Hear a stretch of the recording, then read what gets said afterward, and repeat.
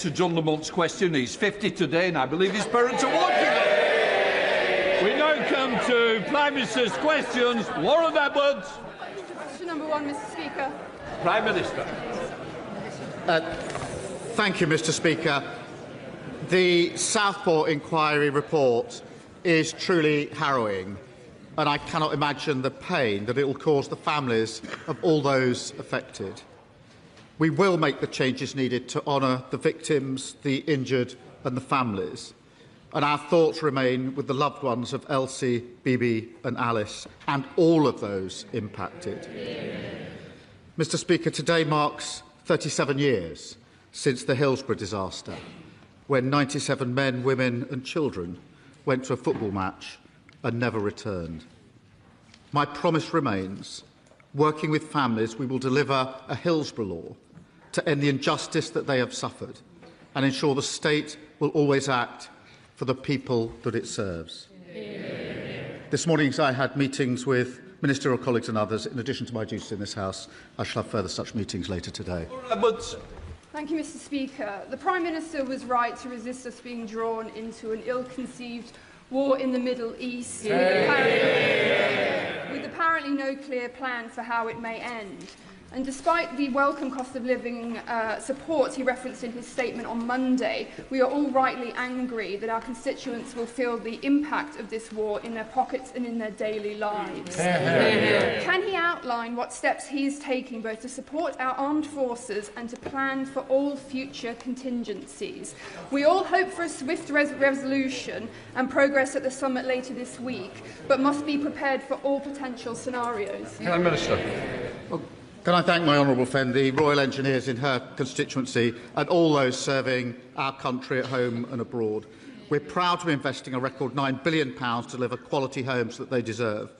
We're turning around army recruitment after the party opposite missed targets for 14 years. But the foremost responsibility to our armed forces are the decisions we take on military actions. My principles are clear. That's a sharp contrast to the Leader of the Opposition, who wanted to jump into the war with both feet without thinking through the consequences. Leader of the Opposition, Kemi Badenoch. Mr. Speaker, that was a very interesting answer from the Prime Minister. Lord Robertson, who authored the government's Strategic Defence Review, has said the Prime Minister has a corrosive complacency when it comes to defence. Why did he say that? Mr. Speaker, let me start by saying I respect Lord Robertson, and I thank him again. I thank him again for carrying out the strategic review. My responsibility is to keep the British people safe, and that is a duty I take seriously. That is why I don't agree with his comments. Last February, that was 7 months after taking office, I took the decision to increase defence spending from 2.3 to 2.6%, paid for by a difficult decision on overseas aid. Last June, at the NATO summit, I committed to raising core defence spending to 3.5%. Last November, Mr. Speaker, the budget committed record funding to defence. I reaffirm those commitments now. The Strategic Defence Review is a 10-year blueprint for national security. The Defence Investment Plan will put that into effect. It will be published as soon as possible. We need to get it right. We inherited plans that were uncosted and undeliverable, and we're not going to repeat those mistakes. Mr. Speaker, he says he doesn't agree with Lord Robertson. Lord Robertson is a former Labour Defence Secretary, a former NATO Secretary-General. He also said, and I quote, "We are underprepared, we are underinsured, we are under attack." He said... Order. Sorry? No. I don't think it looks good, shouting somebody down at the dispatch box. Kemi Badenoch. Mr. Speaker, Lord Robertson's criticisms were of the Prime Minister, and he said Britain's national security is in peril. Our armed forces are at the end of their tether, waiting for this government to fund the Strategic Defence Review. There are still 2 weeks of the parliamentary session left, so why won't the Prime Minister publish the Defence Investment Plan before then? Prime Minister. Mr. Speaker, I remind the House that we put in place the biggest sustained increase in defence spending since the Cold War. Mr. Speaker, let me spell that out. That means we're spending £270 billion over this Parliament. That's £5 billion more this year, with defence funding increasing every year. These are record amounts, Mr. Speaker, decisions of a Labour Prime Minister, a Labour Chancellor and a Labour government. And what a contrast. When they came into office, defence spending was 2.5%. When they left, it was 2.3%. When they came into office, the army was 100,000. When they left office, 72,000. They cut frigates and destroyers by 25%. They cut mine hunters by 50%. She said at the weekend, our defence is the weakest for 400 years. That is what they left behind. Mr. Speaker, he's talking about the biggest sustained increase. Talking about an increase is not the same as giving an increase. The military and the defence industry want to hear about what he's going to do, not him prosecuting past governments. He promised the Defence Investment Plan would be published. He promised that the Defence Investment Plan would be published last autumn. I asked him at PMQs 6 weeks ago when it would be published. He had no idea. It is now the middle of April. What's the hold-up? Mr. Speaker, I've set out my position. The Defence Investment Plan is the first line-by-line review of defence budgets for 18 years. She talks about talking. If you're going to support and make your country safe, you have to get the right calls on the big issues. She called for us to jump into the war.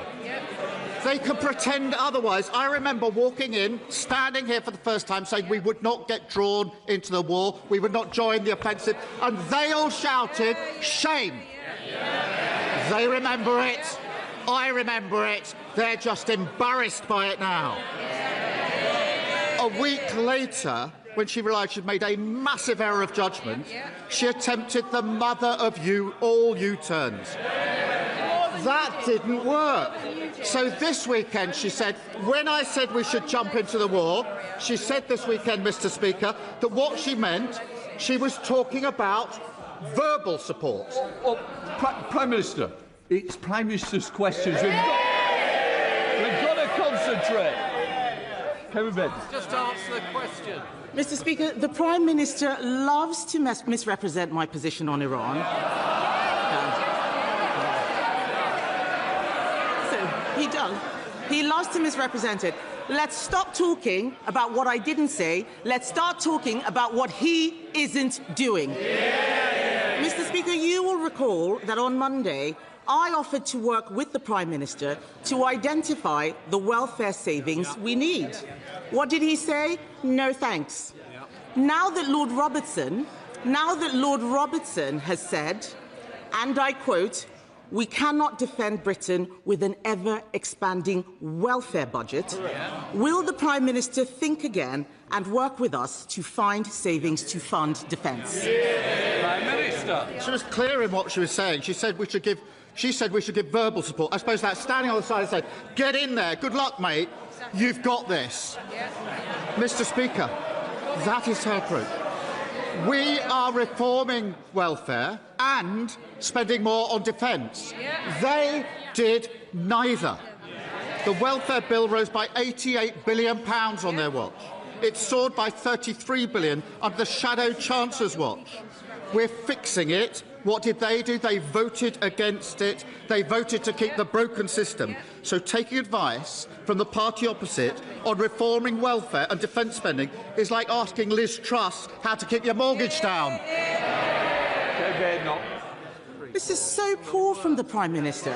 This is Labour MPs are laughing. Labour MPs are laughing, Mr. Speaker. This is a moment of profound national seriousness. And what are they doing? They're promoting sex toys in Parliament. That's what they're doing. Mr. Speaker, it gives a whole new meaning to fiddling while Rome burns. Mr. Speaker, that's what they're doing, Mr. Speaker. Let's get back to the issue of the Defence Investment Plan and defence spending. It is being reported that the Treasury is asking the MOD to make £3.5 billion worth of cuts this year.